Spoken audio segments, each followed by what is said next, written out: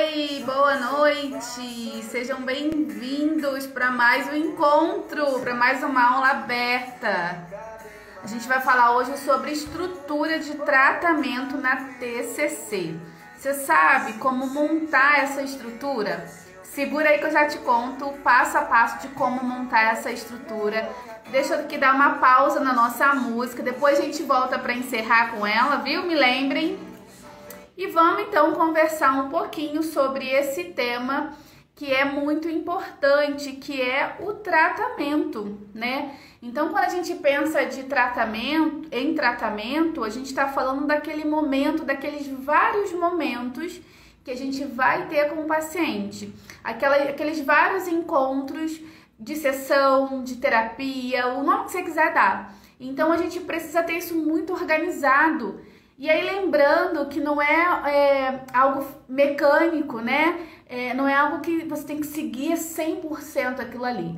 Mas basicamente isso vai tornar o teu atendimento muito mais claro. E aí eu digo você que é colega psicólogo e também para o paciente. Por quê, gente? Senão fica todo mundo confuso. Tu começa um atendimento, não sabe para onde vai, onde você parou do último encontro.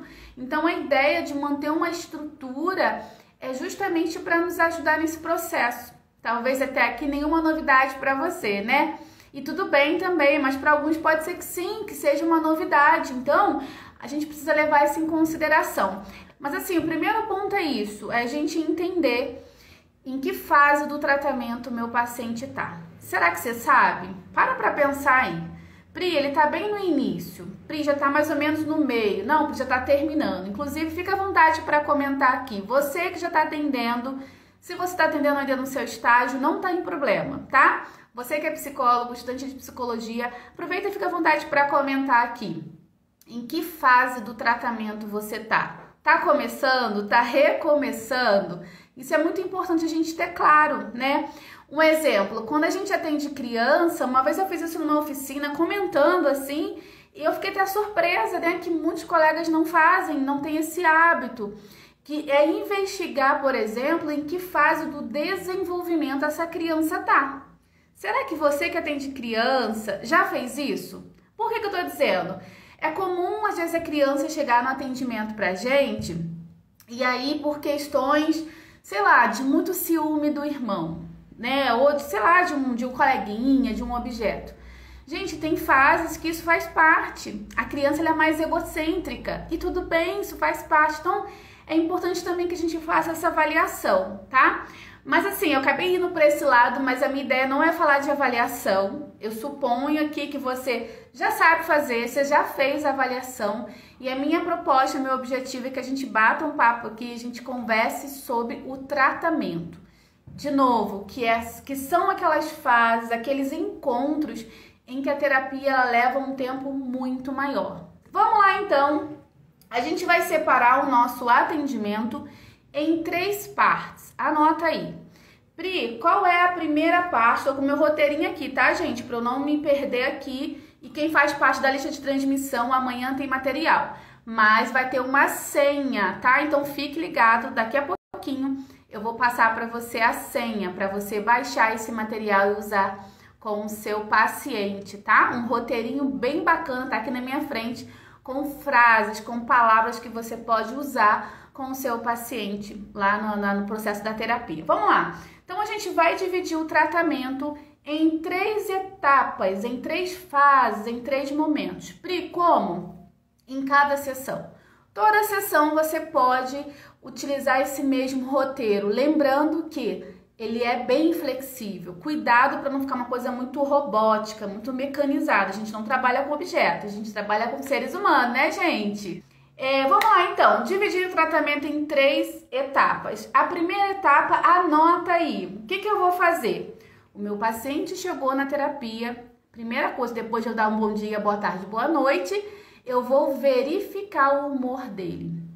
Como assim, Pri? Muita gente me pergunta, né? Inclusive, esses dias a gente recomendou alguns aplicativos. Sugiro que vocês olhem depois aqui no feed, aqui no Instagram. Não saiam daqui não, vai estar aqui, depois vocês procuram.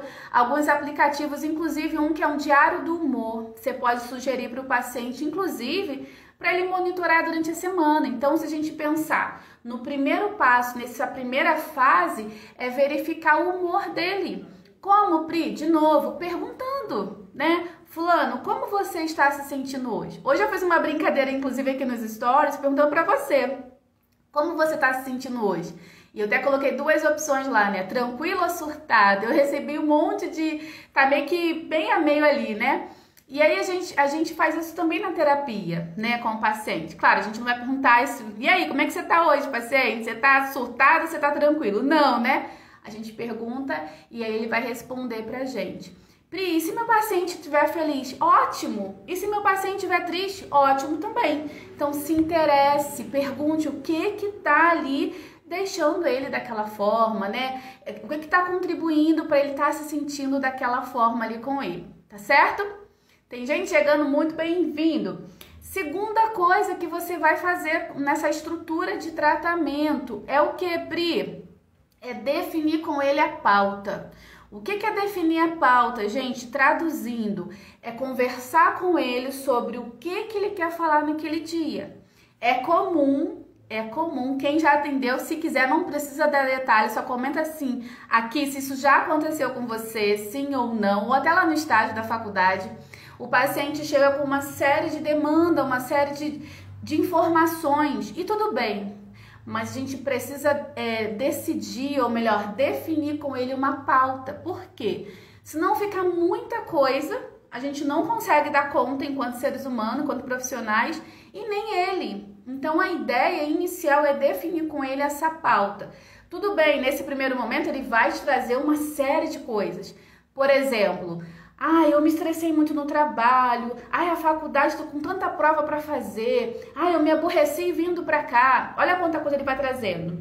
Você pode deixar ele falar, mas depois vocês vão priorizar, que aí é um próximo passo que depois eu falo, tá? Terceira coisa, anota aí, terceiro passo. Lembrando, para quem tá chegando agora, a gente tá conversando aqui de como estruturar o tratamento com o meu paciente, que são aqueles vários encontros. Lembrando que cada encontro ele vai ser dividido em 3 partes. Tô fazendo aqui um resumão, hein? Então, na primeira parte que eu tô falando aqui, a gente já falou sobre esses passos. O terceiro é fazer uma atualização. Traduzindo, é ver como ele passou a semana, perguntar para ele. E aí tem relação, por exemplo, como ele tá se sentindo naquele dia. Fulano, como é que foi tua semana? Conta pra mim aí.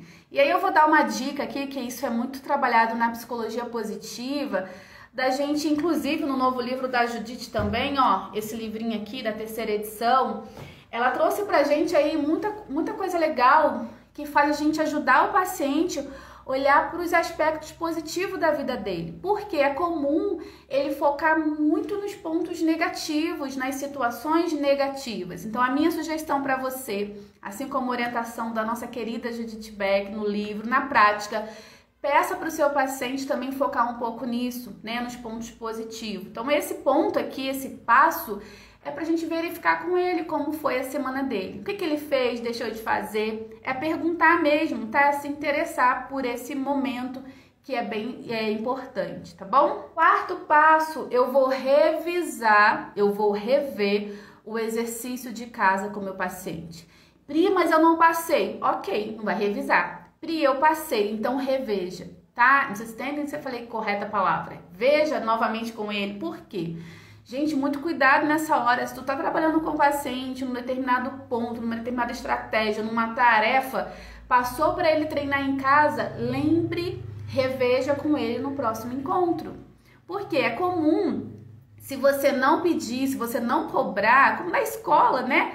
Claro, com um jeitinho, né? Principalmente se é adulto, ele não faça. E o que a gente vê na teoria e na prática? Quanto mais o paciente se envolve no processo da terapia, que isso vai também, equivale aos exercícios de casa, o plano de ação, que hoje é chamado, uma melhora maior ele vai ter.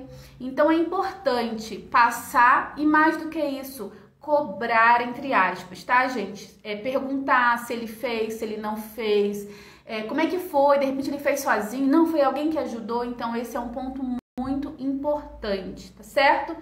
E aí o quinto passo, ele tá bem amarradinho com o segundo, que o segundo é definir a pauta. E esse quinto passo é priorizar a pauta. Lembra que eu falei? O paciente chega falando. Ah, o trabalho é o esposo, é a esposa, é o filho, é a casa, é o mundo. E aí a gente se sente sobrecarregado e não consegue dar conta. Então, inicialmente, tudo bem ele falar bastante, mas aí você, nesse momento aqui, você define com ele, você prioriza, melhor dizendo. Anota aí, prioriza a pauta. Fulano, é o seguinte, como é que você faz isso, né? Vamos lá, você falou pra mim, né, desse problema aqui e ali.